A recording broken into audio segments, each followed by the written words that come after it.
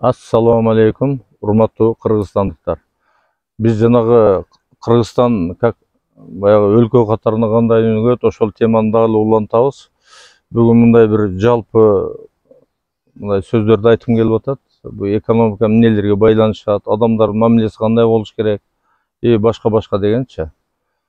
Эми биздин Кыргызстан эмне үчүн 30 жылдан бери өнүкпөйт да? Баягы бизде мына 7 жолу жогорку кеңеш иштеп атат. Бир жолу баягы шайланбай мыйзамсыз кетти. Ал шайлоо менен 8 десе да боло берет да. Анан экинчиден президент мына 6-чы президент иштеп атат. Все равно жылыш жок да, башка жок да. Себеби биз мындай коом катары аябай баягындай кайдыгерге кирип кеттик. Анан билимсиздигибиз вообще элементарный нерсени мындай биле албай калдык да. Мына биз өткөн роликтерде айттык, мамлекеттин бюджетин түзүштү билбесек, мамлекеттин акча саясатын жүргүзүштү билбесек, мамлекеттеги кендерди иштетип бир арифметиканын бир маанисине жетпесек, анан эми биздин кээ бир чоңдорубуз баягы арифметиканы элди ушунчалык эле караңгы деп туруп, баягы 5ти кошсо 20 деп айтып отурса, бул качан анан эме кылабыз да? Бул эми мындай алганда мен ушул 30 жылдык мезгилде айтсам, адамдар биз бири-бирибизди бир мындай маскаралагандай, бири-бирибизди баягындай мазактагандай, ушундай мамиле менен иштеп атабыз да. Эми бул коом 7 миллион калкыбыз бар. Мындай ойлогула, 7 миллион калкыбыз бар. Аллах Тааланын берген жаратылыш, кен байлык бүт барды бизде жетерлик. Бардык нерсе, адамдарыбыз да жакшы. Себеби мен адамдарыбыз жакшы дегенде, эми көпчүлүгүн айтып атам да. 30 жылдан бери алдасак да байкуштар чыдап эле келатат да. Кейбирлеринин наны жок болсо деле баягы сабыр дегенди биздин элге берген экен да. Ушундай сабырдуу эл менен эми баягы кыргызча айтканда баягы тоонун корсо болот да. Эмне үчүн биз мындай кыла албай атабыз да? Ошо жанагы кайдыгерлик, жалкоолук, ошо билимсиздигибиз, ушул нерселер бизде мамлекеттин экономикасындагы, адамдардын жашоосундагы отургузуп койду. Мен мындай как баягы финанс катарында кыялданам да кээдечи. Биздин эл эмнеси менен Сингапурдун элине кем да? Эмне үчүн биздин эл ушу жумуш таппай жүрүш керек да? Эмне үчүн ошо Сингапурда орточо айлык 5.000, 10.000 долларын айлык алыш керек? Биздикилер жумуш таппай баягы тиш чукулуп жүрөт деген эми просто эме да. Ошо баягы кайдыгерликтен, жемкорлуктан, баягы ошого көнүмүш болуп калгандыктан мен бир-эки эмени окуп берейин. Бу жерде баягы Хусейин Карасаев дейт, Кыргыз Совет тилчиси, улуттук туңгуч лексикограф жана лексиколог. Ушу кишинин жазганы бар экен. Бузулган элге бучуктан бий дегенде караңгы элге капыр да молда боло алат депчи. Эми шайлоолордун кандай өтүп атканын көрүп атасыңар, ушул нерсеге туура келип атат да. Анан жанагы Михаил Николаевич Задорнов деп советский, российский писатель, сатириктин мындай аябай жакшы сөзү бар экен.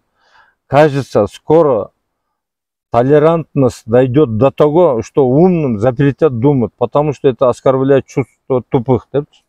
Мына маанисин түшүнүңөр да, баягы умный бир акылдуу нерсени айтканга жакында баягы тыюу салынат дейт да, баягы себеби тупойлорду бул оскорбить этет депчи. Ушундай состоянияга мындай эмеге жетип калдык да.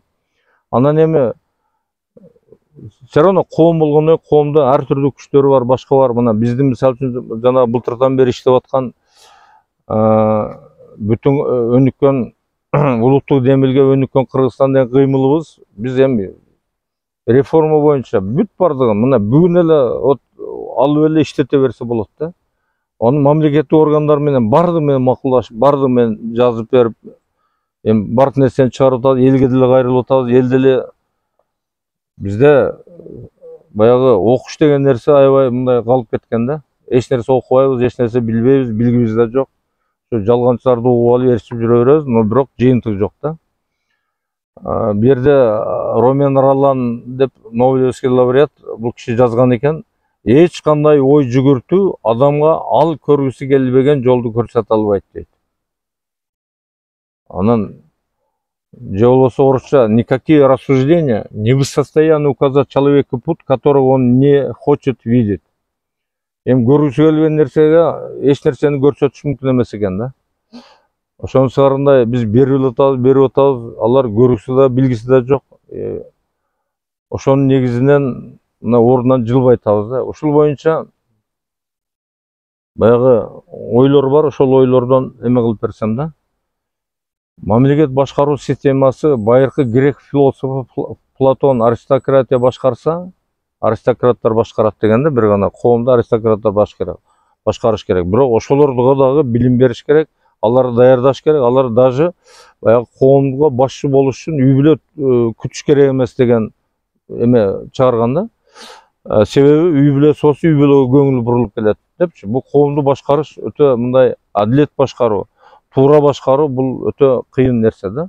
Анан кийинки монархисттер, мамлекетти бийлик толук кудуретине ээ болгон жалгыз адам башкарат. Баягы хан, королдор башкарат депчи. Ошондо коом жакшы башкарылат.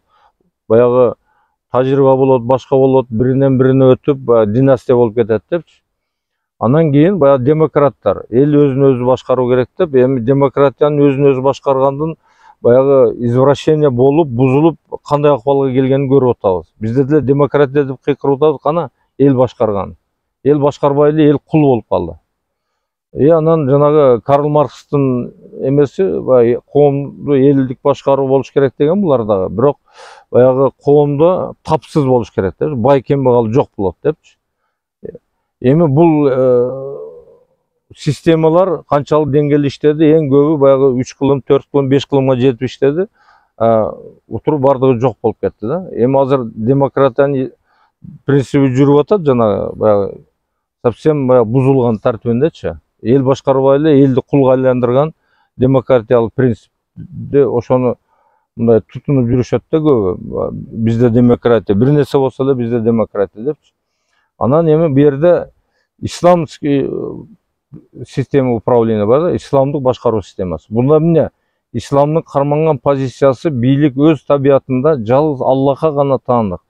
Ал бирөө эл, ал бөлүнбөйт. Аллах өзү гана бийликти элге насип кылат, алардын ичинен башкаруусун тандайт, бийликтин бардык артыкчылыктары менен убактылуу ыролойт. Чындыгында мамлекетти башкаруу системасын натыйжалуу боюнча исламдын саясий доктринасы фараонизмден толугу менен авторитаризмдин бардык формасынын жана түзүлүшүн айыптайт. Ыйык Куранда патшалардын жана олигарх фараондордун ыйык катары жарыялап сыйынууга татыктуумун деп эсептегендер айыпталат. Көрдүңөрбү, бул жерде мындай эң демократичный болуп атат, шайланат, убактылуу уралойт. Тууган уругун башканы бийликке тартат деген бул жерде вообще сөз жок. Анан Ыйык Куранда дагы пайгамбарыбыз саллаллаху алейхи вассалам сүннөттөрүндө дагы авторитаризмге жана зулумдукка алып барган бийлик катуу айыпталат. Исламда пайгамбарлар мамлекет түптөлүш доорунда өздөрүн король деп жарыялабаган. Бийлигин өз үй бүлөсүнүн мүчөлөрүнө, туугандарына турган адамдардын тобуна мурастаган жок. Анын жолун жолдоочу 4 сахаба Абу Бакир, Умар ибн Хаттаб, Осман ибн Аффан жана Али ибн Абу Талиб. Башкаруу доору 622-661. Ушул 39 жыл араб жарым мамлекетинин алтын доору деп аталат. Бул ички саясат, тышкы саясатта араб мамлекети ошол убакта дүйнөдө эң өнүккөн мамлекеттердин катарына кирген. Эми ошондо бул пайгамбардын түзгөн системасы. Бул киши баягы башкаруу системасы түзүп, ага жоопкерчиликти жүктөөнүн жолдорун бүт бардыгы ушундай иштелип чыкканда, жыйынтыгы келип туруп эле жыйынтыкка кадалган. Жыйынтык. Бизде башкаруу иштеп атат, бирок жыйынтык болбой атпайбы? Жыйынтык болгон башкаруунун эмне кереги бар да? Бардык бийлик системалары, мамлекет башкаруу, билимдүүлөр менен жоопкерчиликтүү адамдар башкаруусу жана алардын негизги өзөгү жыйынтык болуусу зарыл деген максаттар бир болгон. Платон мамлекет деген эмгегинде жөндөмсүз башкаруунун мыйзамдары да ийгиликсиз болот. Ал эми туура эмес чечимдер эл үчүн кыйынчылыктар жаратат деген.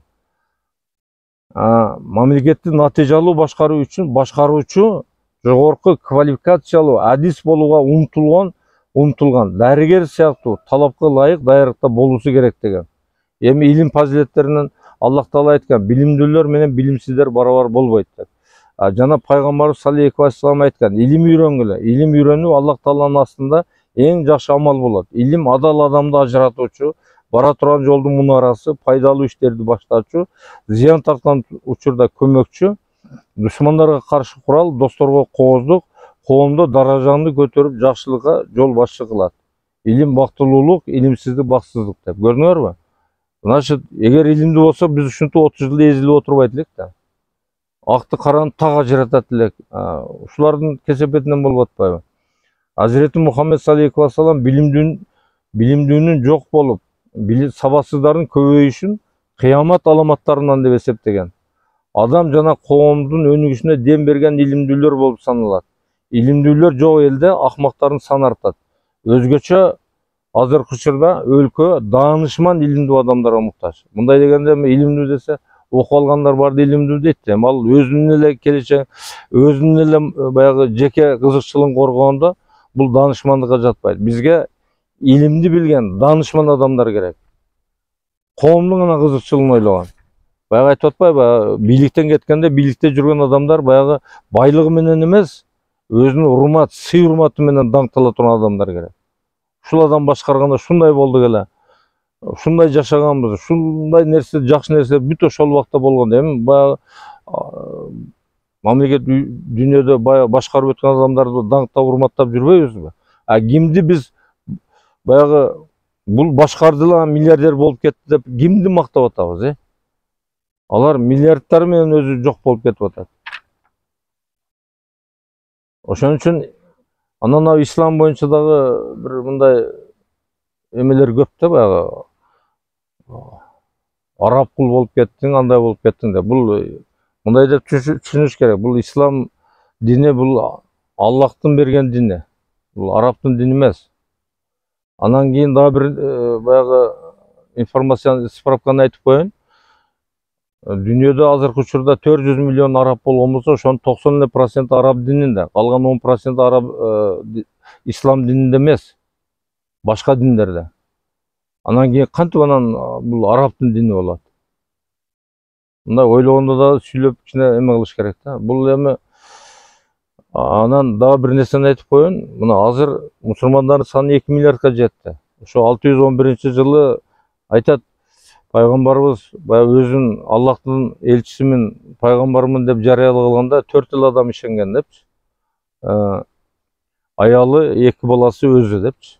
Биз азыр 2 миллиардка жетти. Бул баягы конфессиялардын ичинен азыр 2-нчи орунда. Биринчи орунда христиандар болсо 2,3 миллиард. 2 миллиард мусулман болуп эсептелет.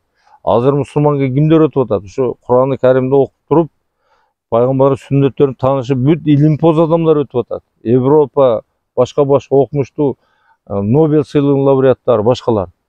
Анан отуруп алып эле бир китепти 4 параны окуп алып эле жыйынтык кылып ар нерсе деген, бул эми Аллахка да туура келбейт, башкага да туура келбейт. Ошон үчүн исламды мындай айтканда, ислам адамдардын дүйнөдө тынчтык жана эркиндикте жашап, акыретте түбөлүк бакытка жетүүлөрүн камсыз кылуучу эрежелеринин жыйынтыгы. Эски диндердеги бардык жакшы касиеттерди ислам дини өзүнө камтыган. Бардык бакыт жана жакшылыктар ошондо. Ислам аң сезимдүү, адам сөзсүз кабыл ала турган негиздер жана руханий маанилүү нерселерден турат. Жаратылышында тазалык болгон адамдар исламга душман болушпайт. Исламдын ичинде эч кандай зыяндуулук жок. Анын сыртында да эч кандай пайда жок. Ислам адамдарды бири-бирине сүйүүгө, бири-бири менен жардамдашууга, бир туугандай өмүр сүрүүгө чакырат. Жыйынтыктап айтканда, мусулман деген сөз, өзү мусулман, аманатты, ишенимди актай турган, кыянат кылбаган адам деген сөз.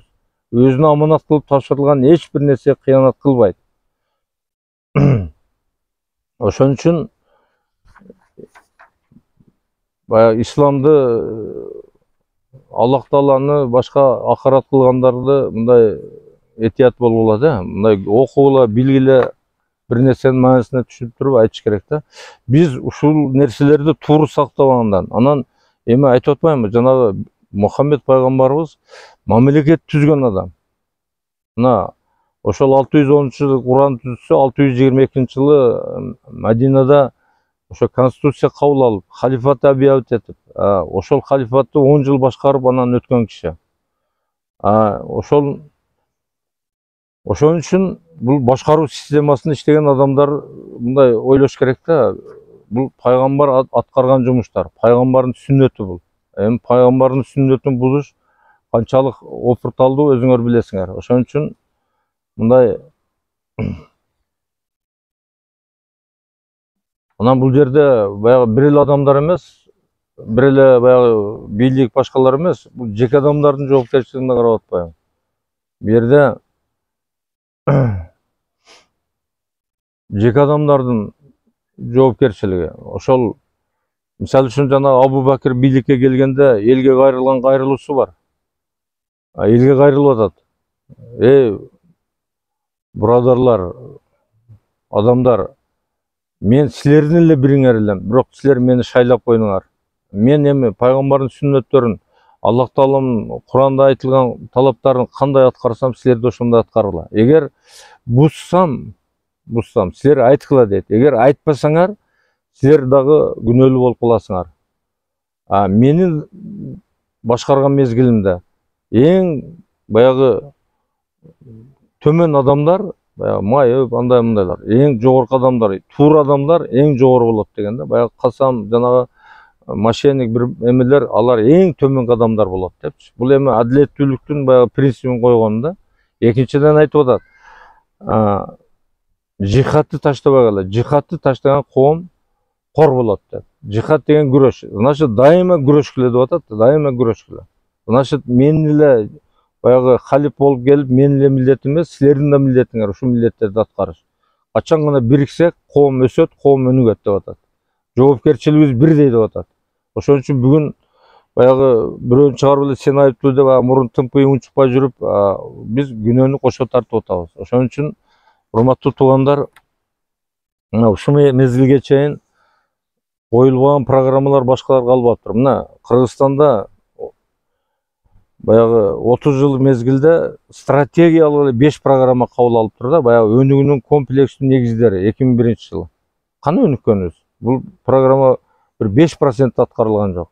Кедейликти кыскартуунун улуттук стратегиясы 2003 жылы кабыл алганбыз, Андан бери 20 жыл өтүп атат мына. Кана жакырчылык кыскарганы. 3-чү жаңы экономикалык саясат 2009 жылы. Бул да экономикалык өнүгүүсү. Мына 13-17 жылдары мезгилде жана Кыргыз Республикасынын туруктуу өнүктүрүүнүн улуттук стратегиясы деп, Нусур деп чыккан 2013 жылы. 5-6% деңгээлде аткарылды да ушул. Мындай эми орточо алганда. Андан кийинкиси Кыргыз Республикасынын туруктуу өнүгүүнүн улуттук стратегиялык программасы Таза коом жаңы доор 18-40 жылдар дейт. Эми бул мындан башка 100гө жакын. Биз эми программаны эмне үчүн жазабыз? Биз жөн эле баягы биз программа жаздык, башка депчи, жыйынтык биз эми ар бир жылкы кабыл алынган бюджетибиздин жыйынтыгы жок. Ар бир жылы жүргүзгөн акча саясатынын жыйынтыгы жок. Бул жыйынтыксыз менен биз только кыйроого келебиз. Эми токтошубуз керек туугандар. Азыр ааламдаштыруу мезгили. Бизде ушунча мүмкүнчүлүк, Аллах Таалам берген мүмкүнчүлүк турат.